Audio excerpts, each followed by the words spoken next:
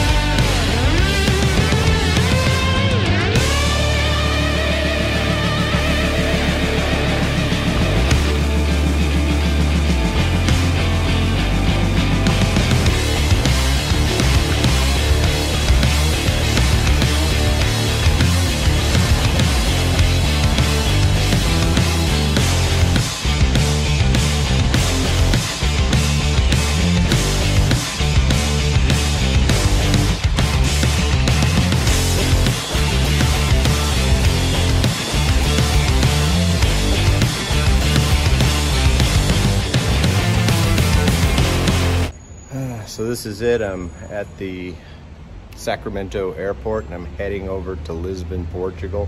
Second day in because they wanted a COVID test. I got it, so let's see if they let me on. That's such a long flight.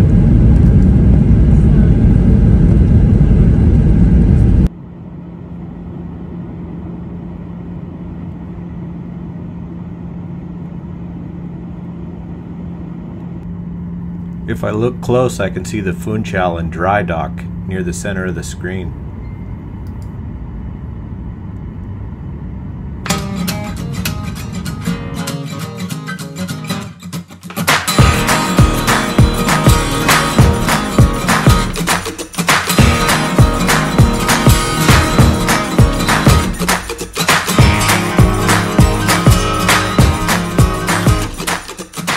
This week I'm in Lisbon, Portugal, and I'm at a dry dock where the Funchal is being resurrected, and it's going to be converted into a hotel ship and, you know, casino, fine dining. It's absolutely going to be insane.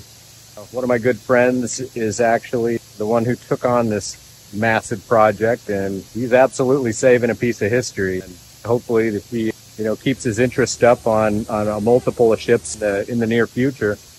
This is kind of the grand staircase within the ship, and at some point in time they installed an elevator right down the middle of this, but originally it was just surrounded with glass. And what I envision is that this elevator not get used. We use only the two at the at midship and the stern of the ship.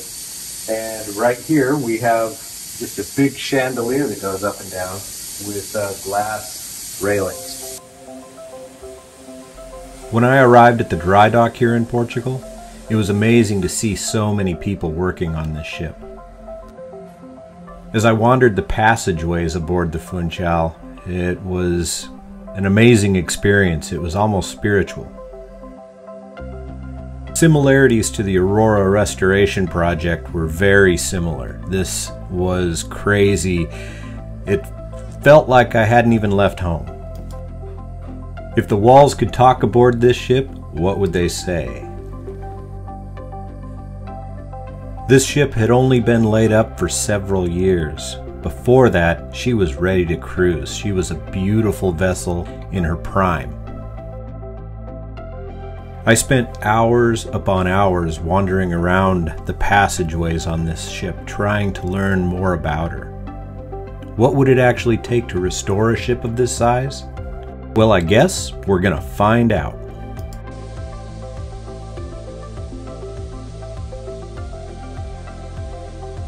The world-famous Porto piano bar was still in perfect condition, ready to be restored.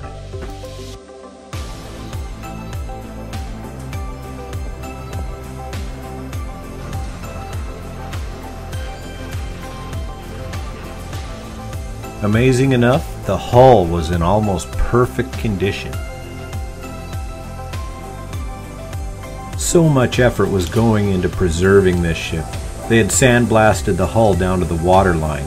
Everything was sandblasted.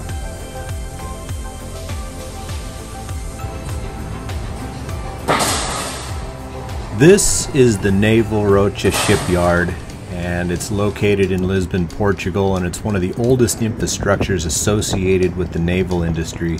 It opened back in 1898. And it was a rare treat watching the dry dock next to us disassemble a submarine.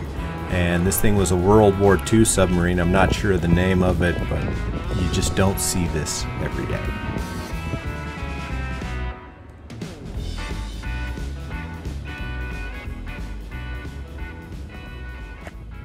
This is the Delta II Max portable power station by EcoFlow, and it's by far the best power station that I've ever reviewed on this channel whatsoever, and I've reviewed a lot of power stations.